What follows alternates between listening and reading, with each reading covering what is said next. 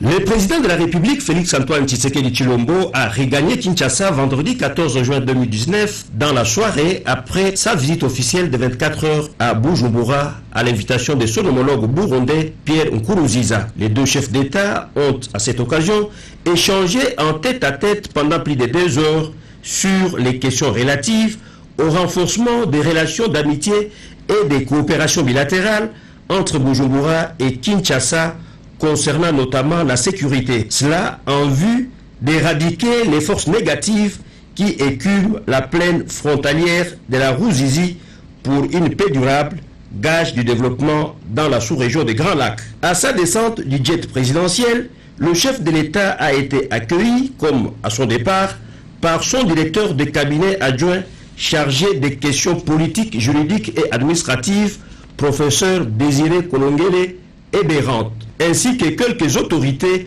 de la ville, tant civiles que sécuritaires, avec à la tête le gouverneur de province, Gentili Ngobila. Après un bref entretien au pavillon présidentiel avec ses collaborateurs, dont le directeur de cabinet, Vital Kamere, son cortège a pris la direction du centre-ville pour sa résidence officielle de la Cité de l'Union africaine. Il se poursuit à Mitendi, dans la commune de Mongafula, les travaux de la lutte anti-érosif dans cette partie de la capitale. On fait le point avec Robert Ndaye.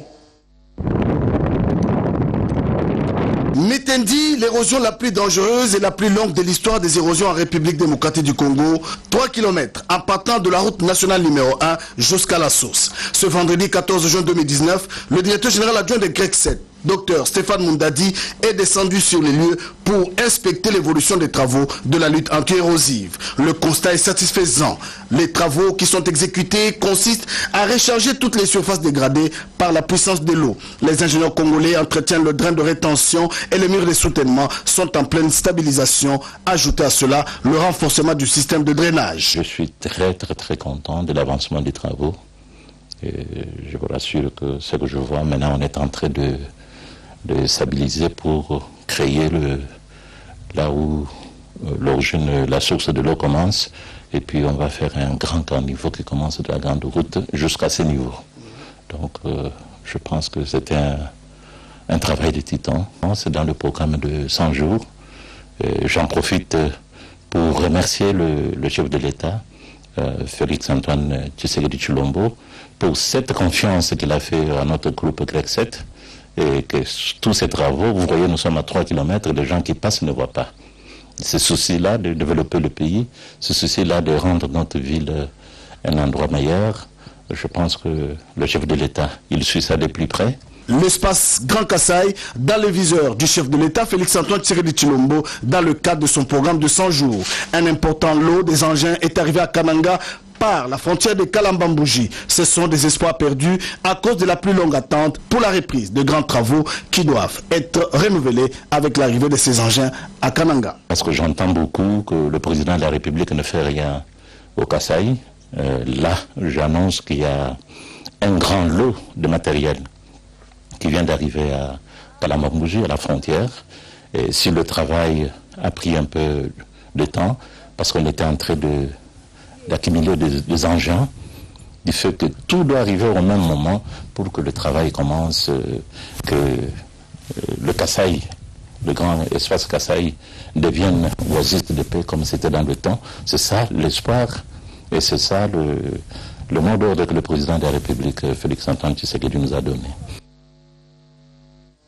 Parlons salubrité dans ce journal où la population congolaise s'expose de plus en plus aux maladies des mains sales et pour cause la présence des stations poubelles à travers la capitale, exemple de Sayo dans la commune de Kasavubu. La problématique de l'insalubrité, on ne dira jamais assez, dans la capitale congolaise. À titre illustratif, nous sommes passés devant la station poubelle située sur l'avenue Sayo, longeant le centre d'accueil Kimbanguiste.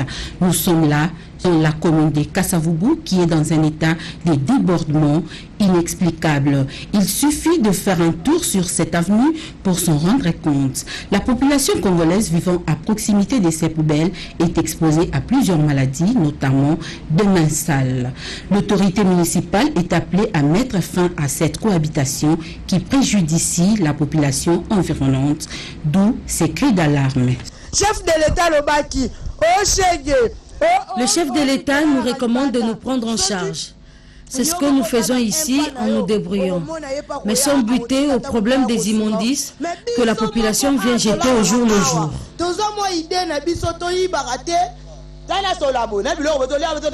Nous vivons comme des animaux ici.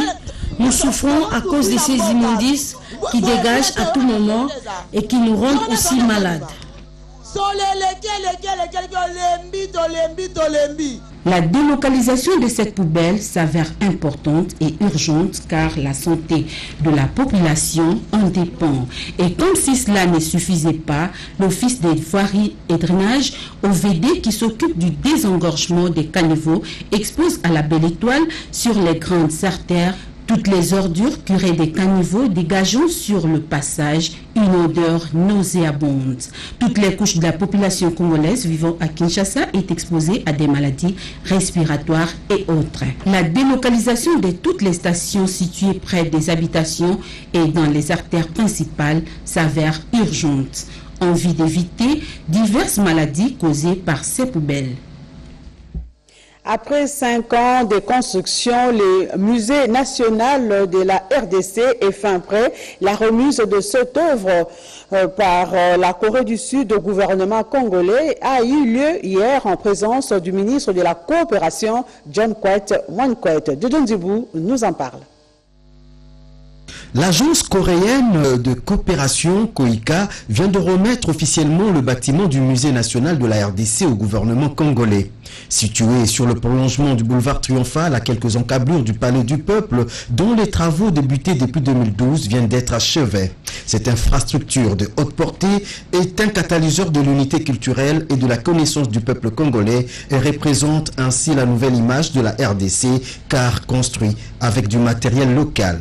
Plusieurs allocutions se sont succédées pour vanter le fruit de la coopération gagnant-gagnant entre la République de Corée du Sud et la République démocratique du Congo. C'est le ministre de la Coopération au Développement, John Kwet Wankwet, représentant personnel du Premier ministre, qui a présidé cette cérémonie et a procédé à la coupure du ruban symbolique, tout en remerciant le gouvernement de la Corée du Sud pour avoir matérialisé ce projet dont le coût global est évalué à 21 millions de dollars américains, répondant ainsi au standard international.